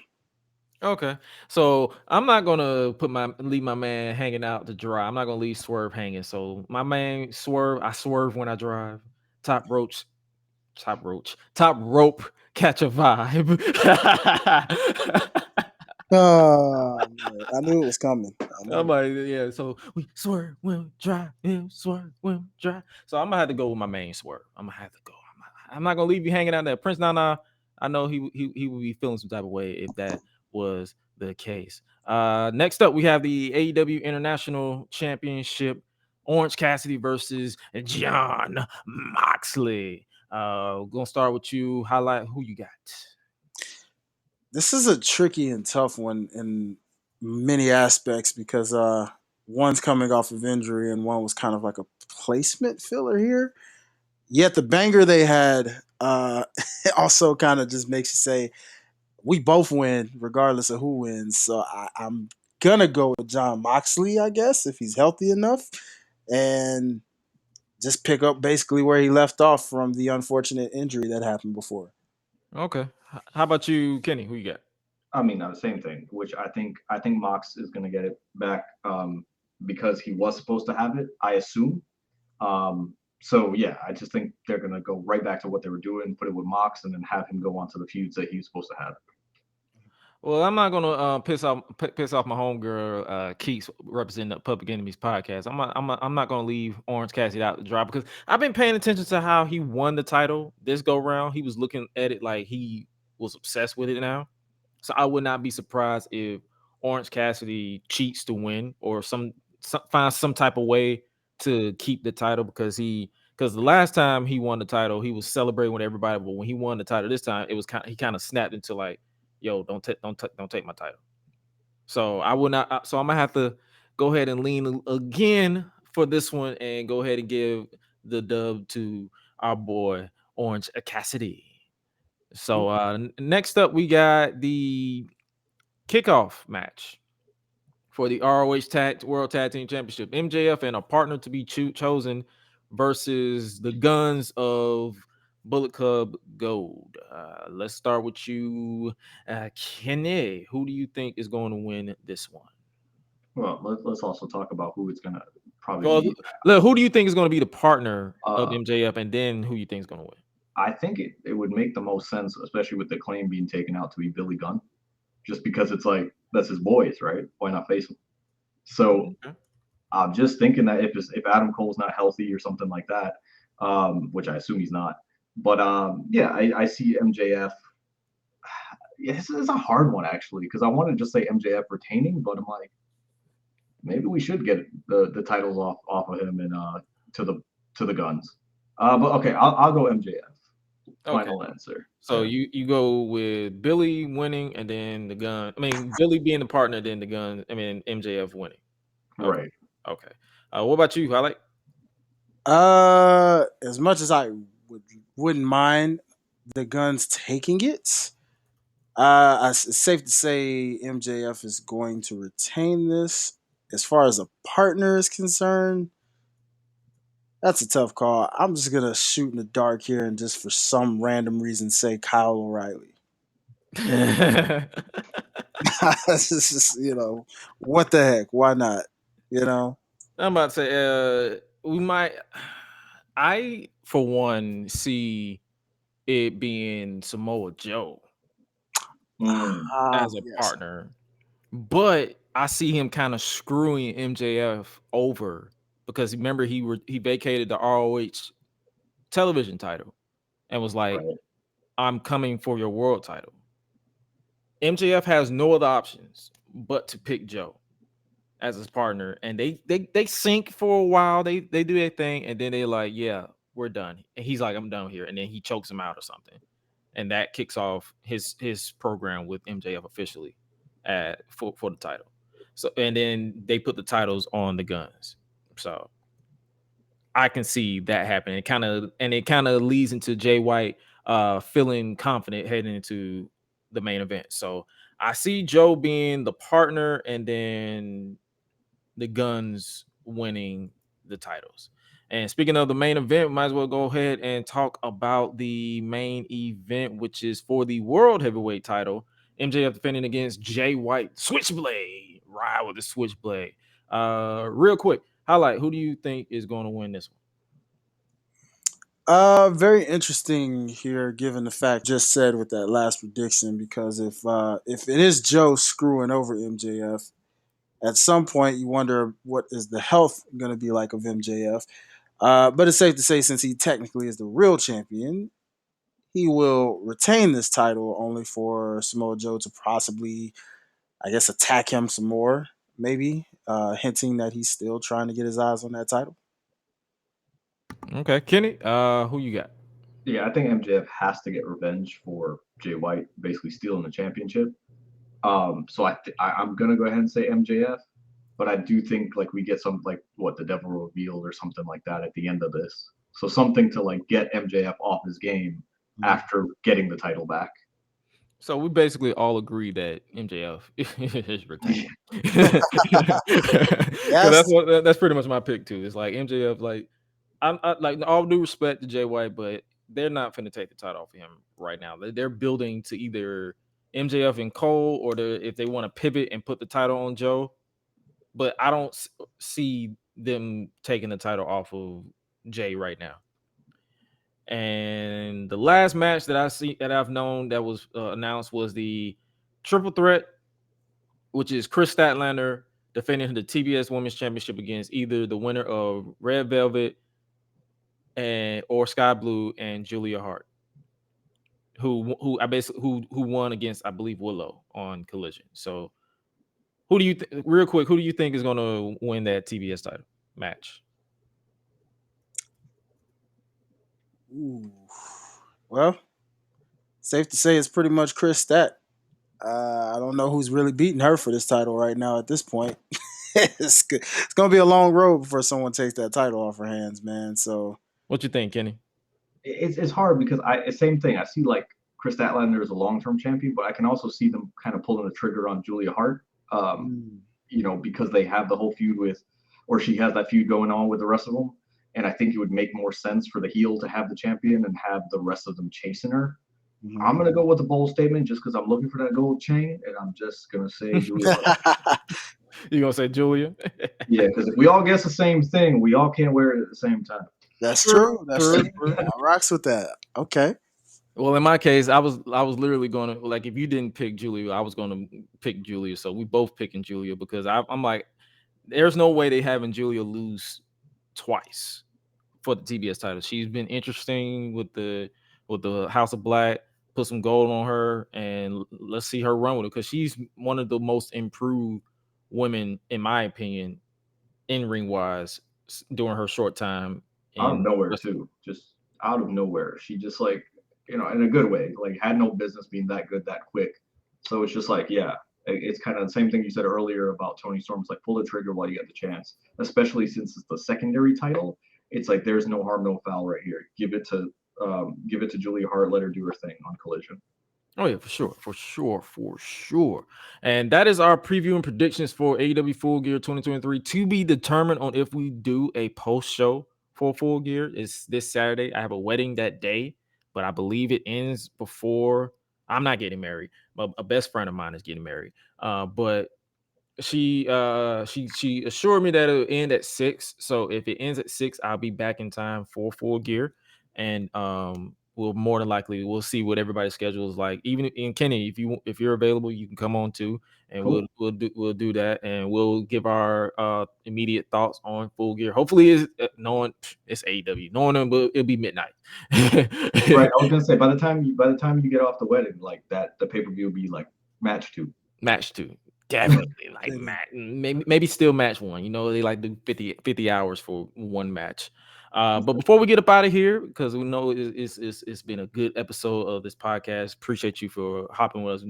Damn near 2 hours, but it's been 2 hours worth of fun and entertainment. Appreciate y'all for kicking with us in the chat. Technical difficulties and all with mics and all that stuff, but it's still a good time. Before we get up out here, we typically do this every time so we can let everybody know. But both myself as well as a guest will pick the song of the week, and it will be posted on social media. My song of the week for this week is PYT, Pretty Young Thing by Michael Jackson. Like that hit the playlist. I'm like, yo, that's it. That's my song. Hi-Lite, who you got? Oh boy. Yeah, I'm gonna take it with Q-Tip, and I'm gonna go. Actually, no. I'm gonna go Tribe Called Quest, Electric Relaxation. Yes. Oh, okay. Yeah, there we Okay. go. Kenny, you got a song that you want to get right quick? Like anything. It don't. It I was just to set the I, vibe. I was cleaning the house the other day, right? And I Mhm. was in the mood for some, like, I don't know, I was putting on random stuff. And you know what I put on? So this is gonna be my song of the week right now. I Have Nothing by Miss Whitney Houston. Ooh, Yes, okay. yes. All right, all right. Ah, okay, okay. Yes, yes. So I've had actually had that song. I was literally taking notes for this podcast, getting on. You know, I take my stuff seriously, and Okay. that literally just replaying the song in my head the whole time. And I'm like, what song do it? Oh, obviously the one that's in my head. Yeah, for sure, for sure. For And sure. speaking of for sures, is I appreciate you guys for always kicking it with yours truly as well. This pretty much is for sure the end of our show. Thank you so much for joining us. Where can they follow you on social media? Let's start with you, Kenny. Where can they follow anything that's going on with you? Don't follow me. There's a lot of trauma involved if you follow me, and it's just like Yeah, there's a lot of he's out debauchery. of pocket. He's out of pocket. Yeah, just yeah. I pretty much tweet in character. Like I'm sure y'all could tell. Like I'm actually a nice guy, a good dad, and things like that. But the way I tweet is like I am just yeah, out of pocket is probably the best way to say it. But it is at underscore Kenny Thoughts. Yes. So I literally tweet the first thing that comes to my brain, and it gets me in trouble. Every But time. every single I time. used to And, do that. I don't do that no more. right, I because you almost know I me. got canceled for like 2 weeks. And I said I'm not doing that again. I don't feel like dealing with that bullshit. I say this on this podcast though. I got canceled or quote unquote canceled for saying something out of pocket about a woman or something, right? Natalia messages me. I'm gonna say it right on the podcast. Natalia messages me all during that stuff and says, I like your content, keep doing what you're doing. And I was like, yeah, that's why I don't listen to people. Because the source, I was like, the source is telling me she liked my content.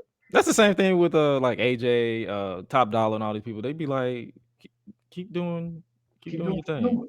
Right. Kenny, we love your out of pocketness. Thank you. Mental illness, People out of have pocket. spoken. Holla, where can they get you as always? Oh man, you already know what's up, man. Y'all see it right there on the scroll. Follow your boy at Hi-Lite Life, HILITE Life, or check it out on the Life's a Botch podcast. All things Life's a Botch podcast, with the exception of Twitter, Life's a Botch crew. But nonetheless, man, appreciate y'all as always. Yes, sir. And as always, make sure you guys follow yours truly at It's Gresh on Twitter only, or X. I don't call it that. Make sure you follow us there, as well as you follow the podcast itself at Gresh Unleashed everywhere. But if you want to follow yours truly, my personal account everywhere, Josh Gresham ORG is literally Facebook, Twitter. Or if you are watching over on Twitch, appreciate you guys for that follow at AO is Gresh. AO is Gresh on TikTok. It's literally, if it's not AO is Gresh or it's Gresh, it's literally Josh Gresham RG. It's a lot of shit. I'm in the transition phase of phasing out Joshua and putting just Gresh. So we're gonna figure that out. But if you want to follow the podcast itself at www.gressunleashed.com is the central hub, or you can just follow or click the link solo.to/Gresh. And with that being said, hopefully you guys enjoyed this chaotic episode of the Gresh Unleashed podcast. And with that being said, make sure you guys keep in tune for the Talking Ish sessions.